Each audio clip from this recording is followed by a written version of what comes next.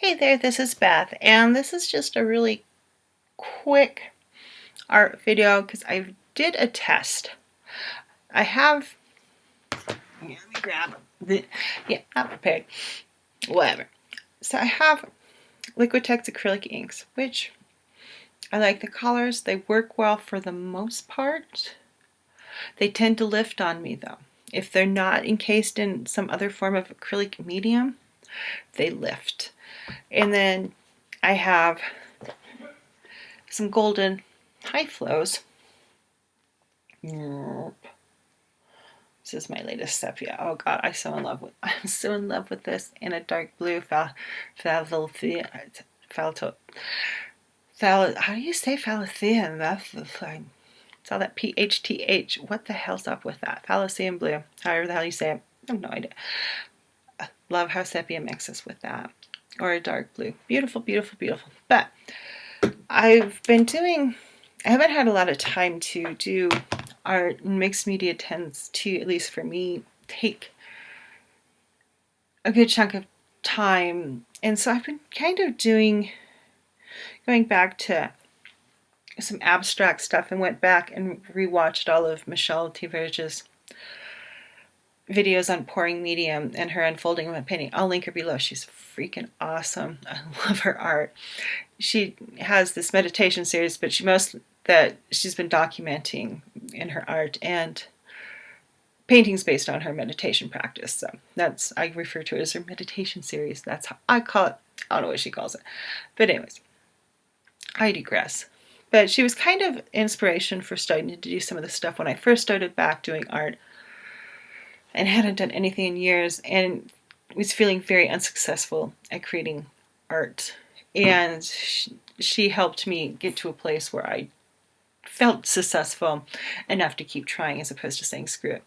But this is the painting that started the test. If you will see right through here, that was a line like that. That was a line. There were lines, and all my lines bled. That bled. That wasn't bleedy. And that's the Liquitex. See, the Liquitex that was encased within pouring and glazing medium. I think this was pouring medium. I don't remember. Yeah, it was pouring medium. Did not lift. And this right through here really, really lifted. It just kind of lifted hardcore. And this feathered out too and became softer.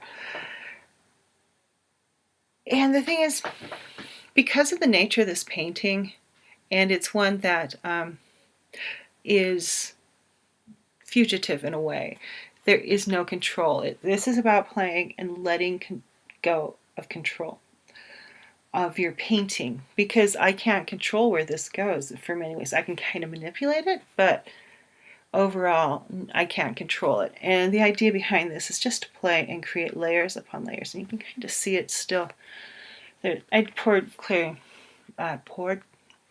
pouring medium over everything. It needs one more layer, but it's still clarifying. You kind of see how it's a little cloudy there and still drying.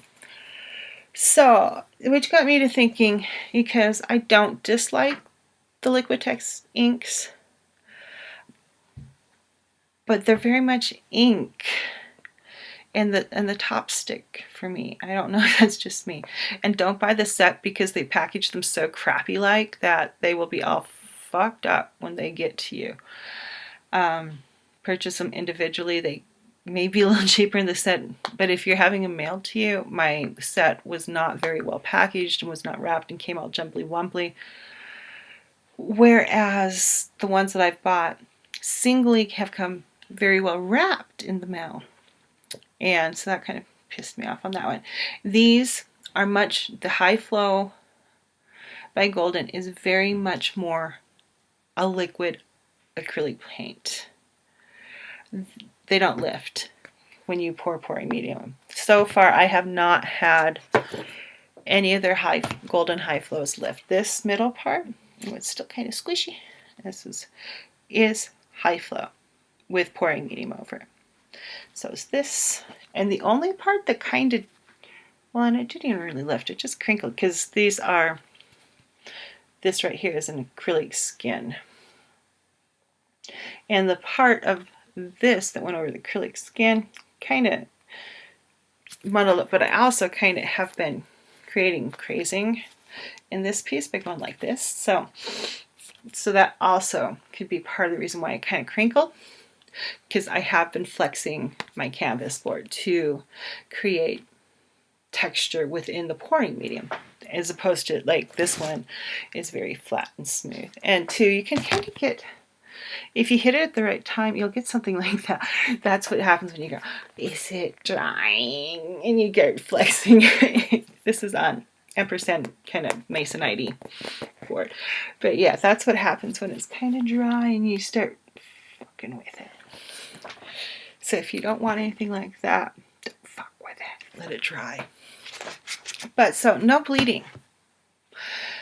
So if the lesson here that I have learned is, if you don't care if you're going to have lifting or not, and kind of blurriness, and it's not, the thing is too, is it's kind of like you can't even count on it, because this is more, or did that get, see, I can't remember if it got stuff over it.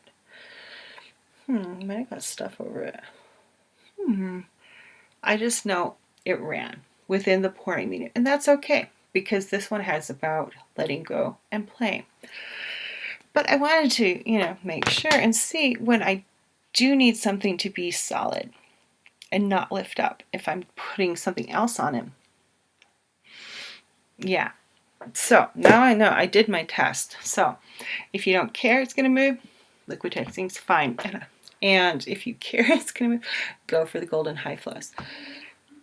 That so far has been my experience. And I've had the acrylic inks lift off before and bleed. And I actually used some of the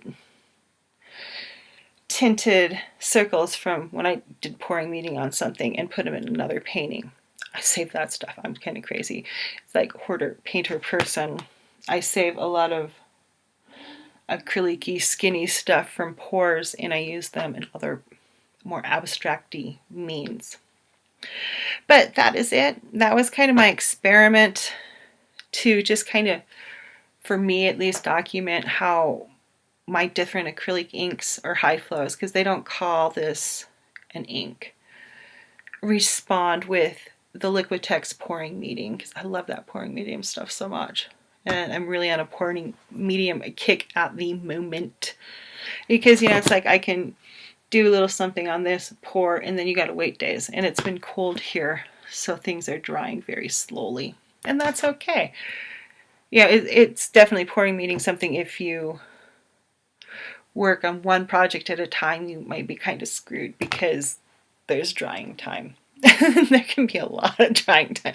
So it's a good way to, if you want to vary what you're doing and be more loose and free, which is what I'm really kind of doing, even in with this one, just playing and seeing what happens. It's all about play. I've been very into play because I haven't had much time to play. So, but then that play launched the experiment of high flow or ink, and which one will lift, will it not lift? Because it's important to know these things as an artist, so you get what you want to happen and not necessarily an accident, because I usually find most accidents within reason can be remedied. Says the person who put high flow fluorescent pink. I thought the little lid was shot all over one of my girl's cheeks. It took a long time to tone that pink down. It was kind of funny. She turned out really cute though. But that is it. I just wanted to let you know about my test and what I've been up to, other than processing of a painting, which I've really enjoyed kind of working with. It's interesting to go back and see those thought processes later on. Okay,